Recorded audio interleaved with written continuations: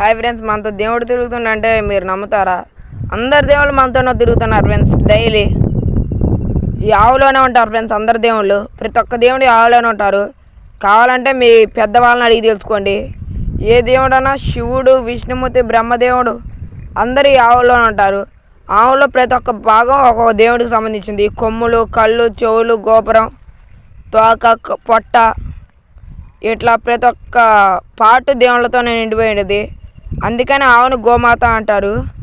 ఏ గుళ్ళలో చూసినా మీకు ఆవులు అవపడతాయి. ఎక్కువ కృష్ణుడు, వెంకన్న స్వామి గుళ్ళల్లో, ఒకవేళ ఏదైనా దేవుళ్ళ గుళ్ళల్లో పెట్టినా కూడా కృష్ణుడు ఫోటో పెడతారు ఆవుల దగ్గర. గోశాల అంటారు దాన్నే. మీ పెద్దవాళ్ళని అడిగి తెలుసుకోండి. ఎప్పుడన్నా ఆవులు అవపడితే పూజించండి. అందుకనే గంగిరెద్దుకు కూడా ఎద్దుల్ని ఆవులనే తెస్తారు, వేరే జంతువులు తారు. సంక్రాంతి అప్పుడు కూడా ఆవులనే పూజిస్తారు. మంచిది ఆవులు అంటే. ఆవులు ఉన్న వాళ్ళ ఇంట్లో చాలా మంచిది. మీరు కష్టాల్లో ఉన్నారని అనుకోమాక, కనువ పండుగ ఆవుల కోసమే చేస్తున్నారు. ఆ కనువ పండుగ అన్ని రోజులు మనకు దున్ని కష్టపడి అన్నీ చేసే ఆవుల కోసం అది ఒక్కరోజు పండగ. వాటికి ఆ విశ్రాంతిని కొరతే, ఇంకా మేతని కొరతే ఎక్కువ. అంతే, ఆవులు అంతకు మించి ఏం గోవు.